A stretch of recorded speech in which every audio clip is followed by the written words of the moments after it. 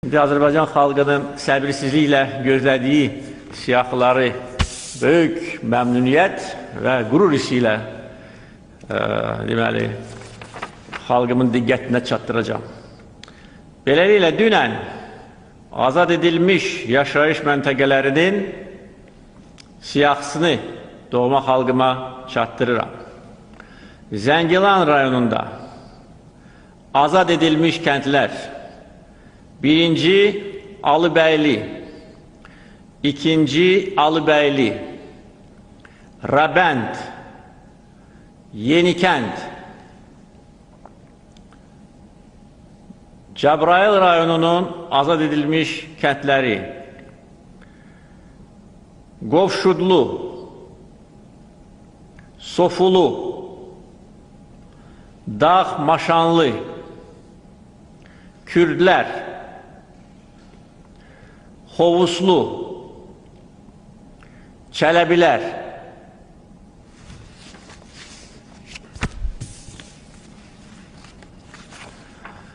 Qubadlı rayonunun dünən azad edilmiş yaşayış məntəqələri: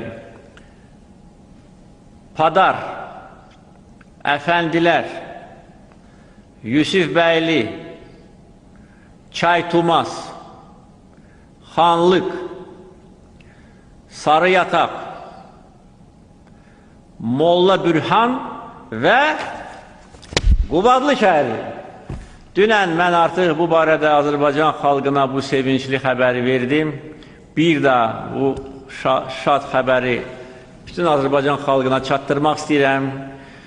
Zəngilan, Cəbrayıl, Qubadlı rayonlarının sakinlərinə, bu kəndlərdə yaşamış sakinlərə xoş xəbər çatdırmaq mənim üçün böyük şərəfdir. Düzdür, o kəndlərdən bir şey qalmıyor. Eybi yoxdur, bərpa edəcək. Azərbaycan xalqının da, dövlətinin də buna gücü çatacaq. Tək ki, torpağımız azad olsun. Tək ki, bayrağımız bütün işğal edilmiş torpaqlarda qaldırılsın. Bizim əskərlərimizin, zabitlərimizin canı, qanı bahasına biz bu torpaqları azad edirik. Həm döyüş meydanında, həm siyasi müstəvidə özümüzü təsdiqləmişik, dünyaya təsdiqləmişik. Azərbaycan xalqını qürurlu xalq kimi, cəsarətli xalq kimi, yenilməz xalq kimi təsdiqləmişik. Heç bir təzyiq bizə təsir edə bilməz. Heç bir hədə-qorxu yolumuzdan döndərə bilməz. Çünki haqq yolundayıq. Bax, yumruq kimi birik. Və bu birlik əbədidir və əbədi olacaq.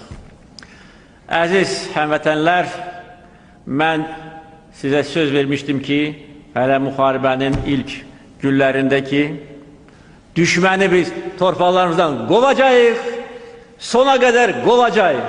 Qarabağ bizimdir, Qarabağ Azərbaycandır.